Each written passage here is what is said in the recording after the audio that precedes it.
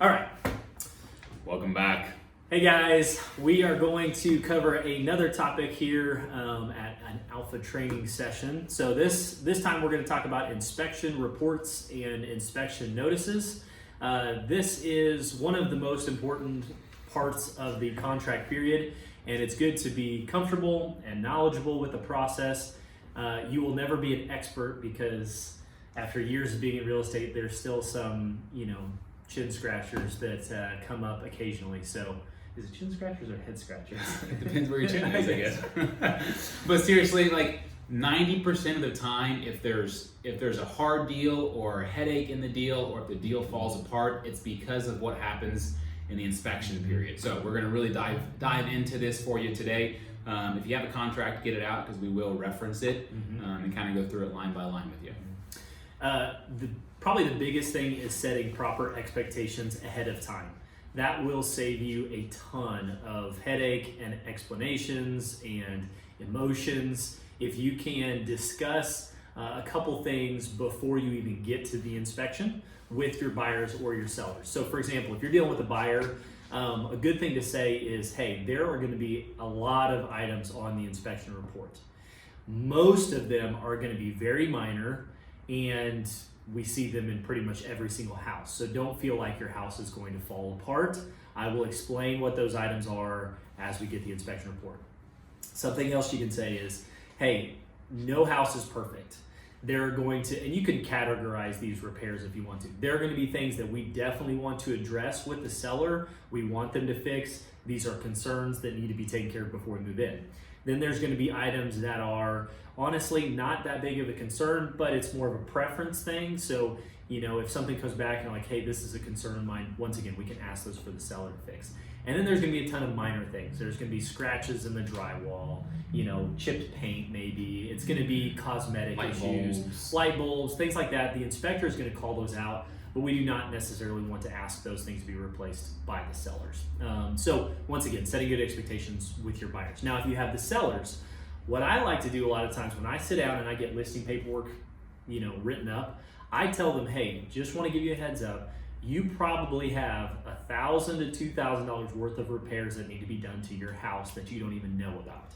Now, that's not always the case with houses. Sometimes it's more, sometimes it's less. But it's just the idea of letting them know, hey, when we get to the inspection period and we've already negotiated the price, it's good to know in the back of your mind that you're probably going to have some repairs that need to be done. Termites, mold, roof leak, whatever it is. Maybe you don't even know about it. But we would want to get those things addressed. So there's a couple ways that you can set up good expectations with your buyers and sellers. Okay, definitely good tips there. So we're going to dive in to the actual contract and discuss different options and how the inspection period actually works. Okay. All right. So if you pull out your contract, we're on page 3 of 8.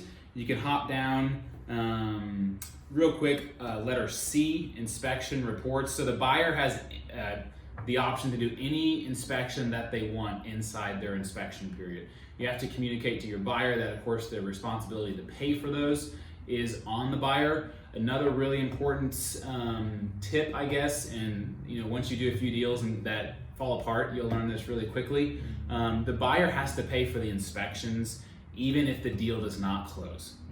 Okay, so definitely want to bring that to their attention because you don't want to have a $700 inspection bill and then the deal falls apart and the buyer thinks they're walking away. So important tip there. So letter D, inspection notice. This is where it talks about the time frame that the buyer actually has to do the inspection. So the contract defaults to 10 days. This is normally enough time to do an inspection. But when things do get busy, like in the spring and summer, a lot of inspection companies are 7, 8, 9 days out before they can get you in. So what most people do is write in a 15-day window for inspections. In that window, we're just going to talk 10 days for now, but in that 10-day window, you can do any inspections you want, okay?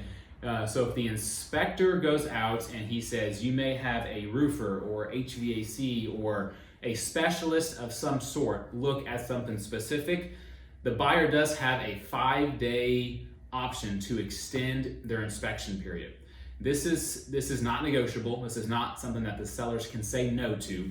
the buyers automatically have the option to do that. And you can see that it references that in section D, line 143. And there is an addendum that you can send. The sellers don't even sign it. So send that addendum, send an email saying, hey, we're gonna utilize the 5-day specialist reports period there, and you bring out a specialist. Now, note, you can only submit one defects notice or one inspection notice. So you can't submit your inspection notice and then have your specialist go out and submit another one. Okay, only one. So that's why it's important to make sure that your dates are, that you know when those deadlines are, because like he said, if inspectors get busy and you don't get the inspection report back and you've only got 10 days, and on the 9th day, the inspector calls out that the roof might need to be, looked at, and then you gotta get a specialist to come out for the roof. So you wanna keep track of all that, and once again, you need to communicate that with your buyers or your sellers, because they don't wanna feel like, well, what's their deal? Like, why are they dragging this on? Just communicating that stuff. Yeah, with stay in your communication clients. with the other agent too. The So other agent. if you follow the checklist that we have here in the office, one of the items that you check on there is put the deadline for the defects notice on your calendar. And this will keep it in front of you. That way you don't miss that, because the one thing you don't want to do is you miss the deadline and the buyer buys the house as is. Okay. All right. So you have 3 options. Here we go. So how the contract is defaulted. So if you don't choose anything during the 10-day inspection period, the buyer has the option to exit the contract at any point when they get the inspection back. Okay. Literally, it can be a leaky faucet. It could be a light bulb. Anything. If they do an inspection and they're not happy with the results, the buyer can exit the contract. There is no teeth to the contract for the seller. Most of the contracts you receive will have this option as far as what how the buyers are choosing to move forward with the contract. So line 155 and line 159 are the 2 options that you can check. So line 155, if that box is checked, and you'll see here, buyer waives its right to unilaterally terminate the contract. Okay, so what this means is the buyer cannot walk away during that inspection period. So they have to submit a defects notice or an inspection notice, same thing by the way, to the sellers. If the sellers agree to everything the buyer's asking for, the buyer has to move forward with the contract. Okay? Now this is kind of a tricky part here. So if the sellers don't agree, the buyers are not automatically out. Okay, there is a resolution period, which is section E. There's a resolution period, which is 10 days, that the buyers and sellers have to negotiate the repairs. At any point during that 10-day window, the sellers can agree to the original inspection notice, at which the buyers still have to move forward on the contract. So let's give an example. Okay. So you have a buyer, they do an inspection on a house, and they are, let's say, this option A, meaning that they are giving the seller the opportunity to make repairs. Okay. So they do the inspection, and there ends up being more on the report than what they would like. Mold. So mold or It's whatever. always the big one. They can't walk away because they've given the seller the opportunity to make repairs. So what do? They list out every single little thing that they want done. They submit that to the other agent. The seller says, no, I'm not going to fix all those things. My house is perfectly fine. We will fix some of the things. Well, the buyer may be okay with that, so we sign it and we're good. Or the buyer might say, no, I want all of this stuff done. The seller says, no, I'm not going to fix everything. And that goes back and forth. That's the resolution period that Adam's referring to. If you get down to it, and let's say on the 9th day or the 10th day, the seller says, you know what, I want this house sold. I want to just be done with it. And they agree, they sign that inspection notice stating we're going to make all these repairs. The buyer does have to honor the contract and continue on, okay? Unless a mutual release was signed, during that time frame. But there's just a quick example of that. And that's line 166 and 167. Real quickly, it says, even if earlier negotiations have failed. Right. So that kind of references, you go back and forth, at any point sellers can agree to the original. Okay, so obviously 159, if you check that box, the buyer is buying it as is. You know, they can still do an inspection for their own knowledge, but And keep in mind, if you check that box, that also negates your 5-day property data period. And so we won't talk about the property data period here, but it basically means you're buying the house. That's right. There's no way out of it. You're buying the house. As far as inspections go. Yep. So again, we're section D, page 3 of 8 in the contract. Again, that's just kind of tip of the iceberg there.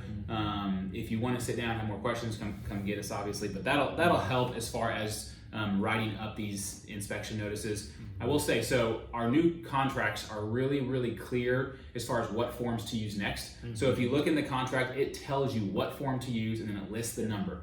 And then when you negotiate these repairs, it'll say use form, MSC 2000 or whatever it is. So use those forms, and of course ask us if you have any questions. So, all right, next section here. So I know that was kind of dense. It was a lot of information there, but there's a reason why, and it's because, like Adam mentioned at the very beginning, this is where a lot of contracts fall apart. And so knowing exactly what steps need to be taken, explaining the processes with your clients, it's crucial there. So one thing, so we'll go on here. Basically, you're going to have some repairs that need to be made or some issues with your house on every single one of your reports. And you'll get to know these the more contracts that you do. But, for example, GFCI outlets, okay, that gets flagged every time if there's not a specific GFCI outlet close to water, okay, so like your sink or bathrooms, kitchens, things like that. Easy fix. Pop nail heads on your roof. Doesn't mean your roof needs to be replaced, just means over time we get hot and cold, hot and cold, hot and cold, so the nails start to pop up on the shingles. That's an easy fix. Leaking gutter joints, pretty self-explanatory there. Dampness in the crawl space. Once again, Missouri, the way that we are here, we get rain, sometimes it leaks down into the crawl space. Once again, most of the time it's an easy fix. A sump pump, a vapor barrier, some mold remediation, is gonna get it taken care of. All of those things cost money. Seller needs to understand that stuff has to be addressed. They might say, Mom, my crawl space has never leaked. It's been dry forever. You do the inspection report, there's water down there.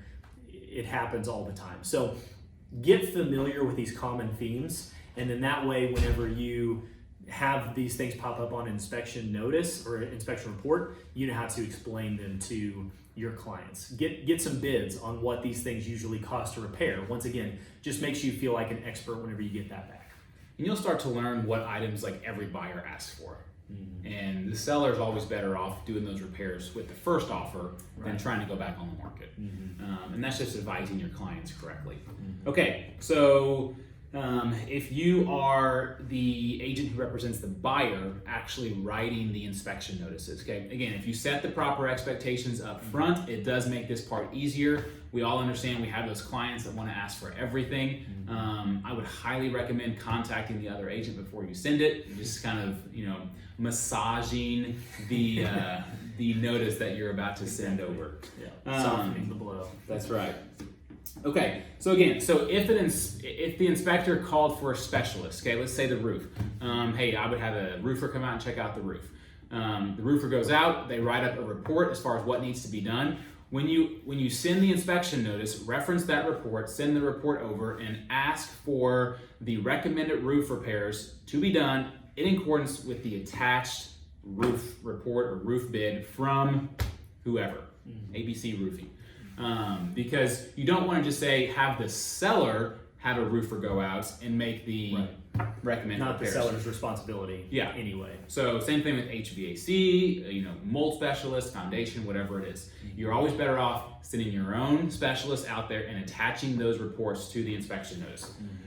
Most of the inspection reports that you're going to receive are going to be labeled with 26.2, or hopefully not 26, but 8.2, 6.1, whatever it is. So how we write them up is seller to make, recommended electrical repairs, and then you would reference the inspection report, item 8.2.